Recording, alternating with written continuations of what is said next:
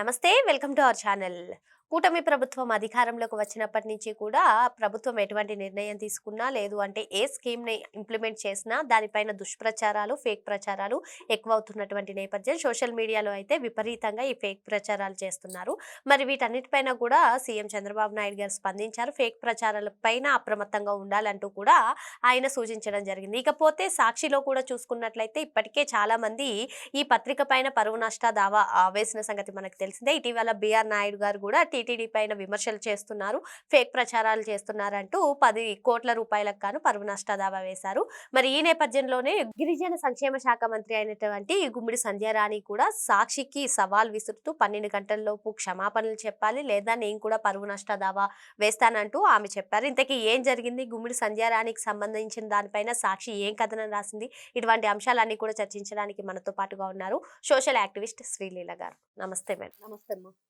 సాక్షి దినపత్రిక గురించి ఎవరిని అడిగినా సరే అది ఒక దినపత్రిక కాదు, అదొక వైసీపీకి సంబంధించినటువంటి పత్రికగా మారిపోయింది. అందులో వచ్చిందంటే అది ఒక ఫేక్ ప్రచారమే అంటూ చెప్తున్నారు మేడం. ఈ నేపథ్యంలోనే అసలు సాక్షిలో వచ్చినటువంటి టీటీడీ గురించి వచ్చినటువంటి విమర్శలపైన, ఫేక్ ప్రచారాలపైన బిఆర్ నాయుడు గారు కూడా పరువు నష్ట దావాకు వెళ్లారు. మరి గుమ్మిడి సంధ్యారాణి గారు కూడా సాక్షిని హెచ్చరిస్తున్నారు. ఒక రకంగా చెప్పాలంటే 12 గంటల లోపల క్షమాపణలు చెప్పాలి, లేదంటే నేను కూడా పరువు నష్ట దావా వేస్తాను అని చెప్పి. ఇంతకీ ఏం జరిగింది మేడం? ఆమె ఎందుకు హెచ్చరిస్తున్నారు? ఆమె పైన ఎటువంటి కథనం రాశారు? ఇటువంటి కథనాలు సాక్షి ఎందుకు ఎప్పుడు అదే విధంగా ప్రచురిస్తూ ఉంటుంది? అంటే గుమ్మడి సంధ్యారాణి ఈవిడ కార్యకర్త స్థాయి నుంచి చిన్న కార్యకర్తగానో లేకపోతే ఒక తెలుగుదేశం పార్టీ నాయకురాలుగా ఉండి ఒక మంత్రి స్థాయికి ఎదిగారు. చాలా సాఫ్ట్ పర్సను. దేంట్లో కూడా ఆవిడ తలదూర్చరు. ముఖ్యంగా కొన్ని విషయాల్లో అంటే సాఫ్ట్గా వెళ్తూ ఉంటారు. ఆవిడే కొంచెం ఫైర్ అయ్యి ఖచ్చితంగా ఎస్సీ ఎస్టీ అట్రాసిటీ కేసు పెడతాను, 12 గంటల లోపు మీ ఛానల్లో అది మార్చుకుంటారా, తప్పైపోయిందని చెప్తారా, లేకపోతే 24 గంటల లోపు బహిరంగంగా క్షమాపణ చెప్తారా, 2 పాయింట్స్ ఇచ్చారు వాళ్ళకి. ఎలా అయినా చాయిస్ ఈజ్ యువర్స్ అన్నట్లుగా. మరి ఏ విధంగా మీరు తప్పుని సరి చేసుకుంటారు అంటే, వాళ్ళ అమ్మాయి బర్త్డే జరిగింది, ఆవిడ సెలబ్రేషన్స్ చేసుకుంది విజయవాడలో. వీళ్ళు చెప్పింది ఏంటి, తిరుపతిలో చిందులు. అంటే తిరుపతి మీద పడి ఏడుస్తున్నారేంటి వీళ్ళు? అంటే ఇప్పుడు ప్రస్తుతం హాట్ టాపిక్ గా తిరుమల ఉంది కాబట్టి అసలు ఇక్కడ విజయవాడలో పార్టీ జరిగిన, విజయవాడలో బర్త్డే సెలబ్రేషన్స్ జరిగిన తిరుమలకు ముడిపెడుతున్నారా మేడం? ఇదే అంశాన్ని చాలా మంది రాజకీయవేత్తలు మరి ముఖ్యంగా కూటమి నాయకులు కూడా అంటున్నారు. అసలు తిరుమల ఇది పవిత్ర పుణ్యక్షేత్రం, దీన్ని రాజకీయ రంగు పులమడానికి ట్రై చేస్తున్నారు, ఇది సరికాదని కూడా హెచ్చరిస్తున్నారు. అయినా వైసీపీ తన తీరు మార్చుకోవట్లేదు. ఏ విధంగా చూడాలంటారు? ఇక్కడ హిందూ ధర్మాదాయ శాఖ కానివ్వండి, దేవాదాయ శాఖ, లేకపోతే ఇంకా కొన్ని చట్టాలు ఏవైతే ఉన్నాయో తీవ్రమైన చర్యలు తీసుకోవాలి. ఎక్కడా లేనిది ఎందుకు ఈ విధంగా చేస్తున్నారు? ఎందుకు తిరుమల తిరుపతి దేవస్థానం మీద వీళ్ళు పడి ఏడుస్తున్నారు? ఏంటి వీళ్ళ బాధ?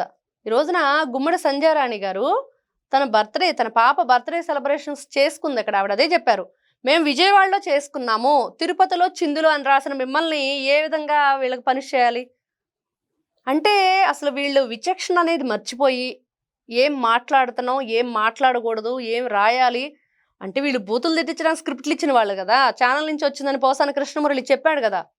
గతంలో చిరుబాబు చిరుతిళ్ళకి అని చెప్పేసి అన్నందుకు వైజాగ్ కోర్టులు ఇప్పుడు కూడా కేసు నడుస్తుంది, వెళ్ళరు. మన బిఆర్ నాయుడు గారు 10 కోట్లకు పరువు నష్టం దావా వేశారు, సమాధానం చెప్పరు. మరి ఎంతమంది కేసులు పెట్టారు సాక్షి మీద, అమరావతి మహిళల్ని, రాజధానిని, రాష్ట్ర మహిళల్ని మాట్లాడినందుకు. అయినా కూడా మేము ఇలానే చేస్తాం అన్నారు. మరి ఈ రోజున గుమ్మడి సంధ్యారాణి గారు, గిరిజన సంక్షేమ శాఖ మంత్రిగా గుమ్మడి సంధ్యారాణి గారు ఉంటే ఆ శాఖలో కింద ఇంజనీర్ అవినీతి చేశాడని చెప్పేసి ఆవిడ ఆపాదిస్తే ఆవిడేం చేస్తారు? ఆవిడదే అంటున్నారు, కింద అధికారులు, కింద ఉద్యోగస్తులు తప్పు చేశారు, అవినీతి శాఖ పట్టుబడ్డారు, వాళ్ళ మీద చర్యలు తీసుకుంటాము, వాళ్ళని పనిష్ చేస్తాము, దాని మీద ఉంటాయి, మేము దాని మీద తీసుకోవాల్సిన చర్యలు తీసుకుంటాం, కానీ నన్నెందుకు మీరు టార్గెట్ చేస్తున్నారు? కానీ నేను మాత్రం ఒప్పుకోను. ఖచ్చితంగా ఈ రోజున ఎస్సీ ఎస్టీ అట్రాసిటీ కేసు పెట్టడానికి నేనైతే ఎక్కడ కూడా వెనకాడని గట్టిగా వార్నింగ్ ఇచ్చారు. అయినా కూడా వాళ్ళు మారరు. అది జగన్మోహన్ రెడ్డి ఛానల్ అని చెప్పి నేను నంబటి రాంబాబు కూడా చెప్పాడు. నారా చంద్రబాబు నాయుడు గారికి ఛానల్స్ చాలా ఉన్నాయి, మాకంటూ ఒక ఛానల్ ఉండకూడదా అని అడుగుతున్నాడు ఆయన. గతంలో ఏమన్నారు, అసలు సాక్షికి మాకు సంబంధం ఏంటి అని మాట్లాడు. ఇప్పుడు పబ్లిక్ ఇంకా అయిపోయారు, ఓపెన్ అయిపోయాడు. ఇక్కడ జగన్మోహన్ రెడ్డిని ఇరికిస్తున్నాడు అనుకోవాలా? తెలిసి మాట్లాడతాడా, తెలియక మాట్లాడతాడా అంబటి రాంబాబు అర్థం కాదు. ఎందుకంటే ఆయన మాట్లాడే మాటలు డయాఫ్రమ్ వాలంటే నాకు తెలియదు అన్న వ్యక్తి దాని మీద చర్చకు రెడీ అంటున్నాడు, సవాల్ విసురుతున్నాడు. ఇవన్నీ మాటలు వీళ్ళంతా కూడా ఏ విధంగా వీళ్ళు ఎన్నిసార్లు మొట్టికాయలు వేయించుకున్నా కోర్టులు ఎన్నిసార్లు వీళ్ళకి ఆ, చెప్పుతో కొట్టినట్లుగా సమాధానం చెప్పినా కూడా మళ్ళీ మళ్ళీ తప్పులు చేయటం, మళ్ళీ మళ్ళీ ఈ విధంగా తిరుపతికి అసలు ఏం సంబంధం? సంజయ్ రాణి గారి అమ్మాయి బర్త్డే సెలబ్రేషన్స్ జరిగింది ఎక్కడ? మీరు తిరుమల తిరుపతి దేవస్థానం పేరు ఎందుకు ప్రస్తావించారు? ఎందుకు ఇక్కడ హిందూ సాంప్రదాయాలకి లేకపోతే దేవాలయాలకి వీటన్నిటికీ కూడా మరి ఈ కులాల్ని, ఈ మతాల్ని, రాజకీయాలను వీటన్నిటిని కలిపేసి జగన్మోహన్ రెడ్డి ఎందుకు ఇట్లాంటి అసలు రాజకీయ సంస్కృతులు ఎక్కడా లేనిది, రాజకీయం అంటే ఎంత రాజసంగ చేయాలి, వియ్యానికైనా కయ్యానికైనా సమబుద్ధి ఉండాలని అసలు ఈ వ్యక్తి తగినవాడైనా ఈ రోజున కూటమితో తను వియ్యానికైనా కయ్యానికైనా రెడీ అన్నట్లుగా ఆయన దేనికైనా తగిన వ్యక్తైనా సమబుద్ధి ఉందా జగన్మోహన్ రెడ్డి దగ్గర? దేంట్లో సమబుద్ధి ఉందనుకోవాలి? ఎక్కడా కూడా పోల్చుకోవడానికి కూడా ఆయన సరితూగలేడు. మరి ఇట్లాంటి వీళ్ళు ఈ రోజున రాజకీయంగా ఎదుర్కోలేక వాళ్ళ మానసికంగానో లేకపోతే అక్కడ ఏ విధంగానైనా సరే దెబ్బతీయాలి, లేకపోతే ఆ ఇంట్లో వాళ్ళని తీసుకురావాలి, వాళ్ళ ఫ్యామిలీ ఇష్యూస్ వీళ్ళు కొత్తవి క్రియేట్ చేయాలి, లేకపోతే ఆ పిల్లలనో మహిళలనో తీసుకురావాలి. ఇట్లా ఏంటి మేడం అసలు వైసీపీ ఫేక్ ప్రచారాలు, ఫేక్ వార్తలు, నిన్నటి నిన్న అమరావతి ప్రాంతం మునిగిపోతుందని, తర్వాత తిరుమల గోశాలకు సంబంధించి తిరుమలలో ఇది అని చెప్పి భక్తుల గురించి అని, ఎందుకు టార్గెట్ తిరుపతి తిరుమల కిందకే వైసీపీ రాజకీయ లబ్ధి కోసం ఎంతవరకు కరెక్ట్ అంటారు? ఇక్కడ వాళ్ళకి ఈ రోజున ఎత్తి చూపించడానికో లేకపోతే ఇదిగో ఈ తప్పు ఉందని చెప్పి చూపించడానికి ఏది దొరకట్లా. సంక్షేమ పథకాలన్నీ సక్రమంగా జరుగుతున్నాయి, అందరినీ కూడా ఏ విధంగా ఆదుకోవాలో ఆదుకుంటున్నారు, ఎక్కడ ఎటువంటి ఇబ్బంది లేదు. చిన్న చిన్నవి ఉన్నాయా, అవి ఎక్కడైనా సహజం. కానీ వీళ్ళు చూపించే స్థాయిలో ఎక్కడ దొరకట్లా. కూటమి ప్రభుత్వం ప్రతి ఒక్కటి కూడా చాలా చక్కగా చేసుకుని వెళ్తుంది. ఈ రోజున ప్రతి ఒక్క వాటర్ ప్రాజెక్టు జలకళతో కళకళలాడిపోతుంది. ఆ రైతులందరూ కూడా చాలా హ్యాపీగా ఉన్నారు. ఎటువైపు చూసుకున్న రాష్ట్రంలో అంటే వీళ్ళు గతంలో చేశారు కదా ప్రచారం, నారా చంద్రబాబు నాయుడు గారు అధికారంలోకి వస్తే ఆయన ముఖ్యమంత్రిగా ఉంటే వాటర్ ఉండవు అసలు, ఎక్కడ వర్షాలు పడవని. ఈ రోజున చూడండి, పులివెందులకు నీళ్ళు ఇచ్చే పరిస్థితి, పులివెందుల మీదుగా మరి కుప్పంకి నీళ్ళు వెళ్ళిన పరిస్థితి, ఇవన్నీ కూడా చూస్తూ ఉన్న తర్వాత ఇంకా ఫేక్ ప్రచారాలు చేయటానికి ఏది కూడా పాలుపోక, ఏం చేయాలో తోచక ఏదో ఒకటి చెప్పాలి, ఏదో ఒకటి అభూత కల్పన చేసి అవినీతి మరక అంటించాలనే ప్రయత్నం తప్పించి, బురదలో ఉన్న ఆ జంతువు ఏదైతే ఉందో అది ఇతరులకు బురద పూయటానికి ఏ విధంగా ప్రయత్నం చేస్తుందో అట్లాంటి వాళ్ళే వీళ్ళందరూ.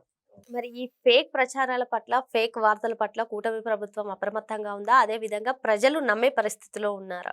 ప్రజలైతే నమ్మరు. నమ్మకపోవటం వల్ల ఈ రోజున వీళ్ళు 11కు పరిమితమై పక్కన కూర్చున్నారు. మొన్న పులివెందుల ఎలక్షన్ అసలు డిపాజిట్లు కూడా కోల్పోయారు. ఇంకా అది ఇంకా పెద్ద చచ్చిన పావుని మళ్ళీ చంపుతారేంటి అన్నట్లుగా అయిపోయింది. ఇంకా ఇక్కడ కూటమి ప్రభుత్వం విషయానికి వస్తే నారా చంద్రబాబు నాయుడు గారు ప్రతిసారి కేబినెట్ మీటింగ్ పెట్టినప్పుడల్లా మంత్రుల్ని, ఎమ్మెల్యేలు అందరినీ కూడా అప్రమత్తం చేస్తున్నారు. తస్మాత్ జాగ్రత్త. ఎందుకంటే చాలా జాగ్రత్తగా ఉండాలి. బాబాయ్ కేసులో ఏం జరిగింది? వైఎస్ వివేకానంద రెడ్డి గారిని చంపేసి నారాసుర రక్త చరిత్ర అని రాసింది అదే ఛానల్. రక్తపు వాంతులను రాశారు, గుండెపోటు అన్నారు, మళ్ళీ తర్వాత కూతురు మీద ఆ కేసు పెట్టారు, అల్లుడి మీద కేసు పెట్టారు. మరి ఎవరైతే ఆ కేసుని ఎంక్వైరీ చేస్తే సిబిఐ ఆఫీసర్ రామ్ సింగ్ గారి మీద కేసు పెట్టారు. మరి ఆయనకి ఏదో అక్రమ సంబంధాలు ఉన్నాయని, అతనికి ఒక కొడుకున్నాడని కూడా మళ్ళీ ఫేక్ ప్రచారం చేశారు. ఇన్ని విధాలుగా కూడా వాళ్ళు వెనకాడకుండా తెగించిపోయి మాట్లాడుతున్న వ్యక్తుల పట్ల చాలా జాగ్రత్తగా ఉండాలని కూటమి ప్రభుత్వం కూడా ప్రతి అడుగు కూడా వాళ్ళు ఏది వేసినా కూడా మనం దానికి ఇలా రియాక్ట్ అవ్వాలి వెంటనే అని చెప్పేసి వాళ్ళందరూ కూడా నారా చంద్రబాబు నాయుడు గారు పలు సందర్భాల్లో చెప్పారు. ఈ రోజున తెలుసుకున్నారు కదా ఒకసారి వాళ్ళేంటి, వాళ్ళ వ్యక్తిత్వం ఏంటి, వాళ్ళు ఏ విధంగా మాట్లాడతారు, ఎట్లాంటి అబద్ధాలు ఆడటానికైనా వెనకాడరని. కాబట్టి ప్రతి ఒక్క విషయాన్ని తిప్పికొట్టడంలో వాళ్ళు కూడా చాలా జాగ్రత్తగా ఉంటున్నారు. ప్రతి ఒక్కదాన్ని కూడా ఆచితూచి వాళ్ళు అడుగు వేస్తున్నారు. ప్రజలు కూడా ఆచితూచి అడుగు వేయటం వల్లే ఈ రోజున వీళ్ళు కూడా ఆ గందరగోళంలో ఉండి ఏం చేయాలో పాలుపోక ఇట్లాంటి అబద్ధాలన్నీ చెప్పుకుంటూ బ్రతుకుతున్నారు. మరి కూటమి ప్రభుత్వం అధికారంలోకి వచ్చిన తర్వాత అభివృద్ధితో పాటు సంక్షేమ పథకాలు కూడా అందరికీ అందుతున్నాయని, సో ఎటువంటి విమర్శలకి చెక్ పెట్టే అవకాశం లేకపోవడంతో వైసీపీ ఇటువంటి విమర్శలకు చేస్తుందని చెప్పి, మరి వీటిని అన్నిటినీ కూడా ప్రజలు నమ్మే పరిస్థితిలో లేరని కూటమి ప్రభుత్వం కూడా చాలా మంచిగా ఎదుర్కొంటుందని చెప్పి మేడం చెప్తున్నారు. మరో అంశంతో మళ్ళీ కలుద్దాం.